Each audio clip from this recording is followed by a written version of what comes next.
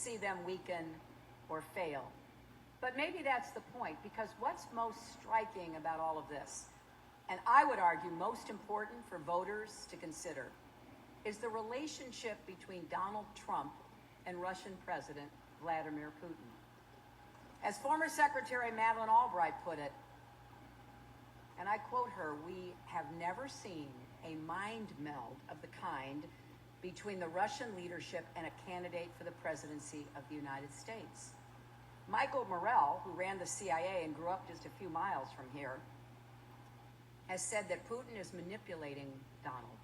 Putin is a trained intelligence officer from the old KGB.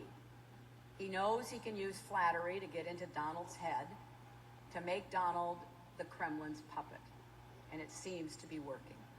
Donald has signaled to Putin that he will let Russia do whatever it wants, from Ukraine to Syria and beyond.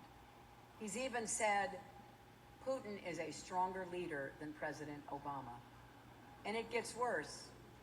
The U.S. intelligence community has now confirmed that the Russian government, which means Putin, is directing cyber attacks against targets in the United States to influence the outcome of our election.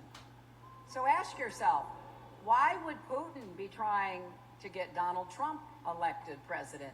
Could it be because of all the nice things Donald has said about him, or the fact that he has promised to adopt pro-Kremlin policies, or maybe because of the extensive business dealings with Russian oligarchs with ties to Putin? Now, since Donald won't release his tax returns, and don't hold your breath, we don't know the full extent of his business relationships, but what we know is disturbing, and we know this. We are dealing with something unprecedented in the history of our country.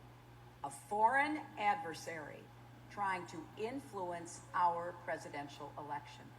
That should scare everyone, Democrat, Republican, and independent. And with the election just 8 days away, this can't wait any longer.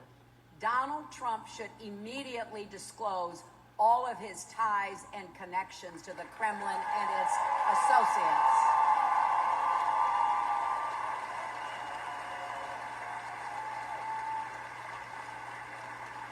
The American people deserve to know the full extent of these links and how they relate to what the Russians are doing in our election. Because when you step back and take it all in, it's no surprise that 50 Republican national security experts wrote an open letter saying they will not vote for Donald Trump because he would be, in their words, the most reckless president in American history. And it's no surprise that not a single former president, Secretary of State, or National Security Advisor from either party has endorsed him. And it's no surprise that Bob Gates, who served 8 presidents over 50 years, Democrats and Republicans alike, has said Trump is, and I quote, beyond repair, stubbornly uninformed about the world and how to lead our country and government, temperamentally unsuited to lead our men and women in uniform, unqualified and unfit to be commander-in-chief, unquote.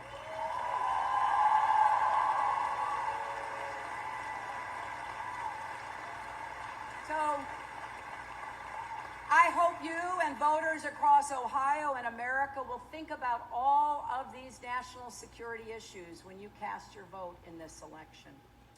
Think about what it takes to lead and how we want to secure the safety of our country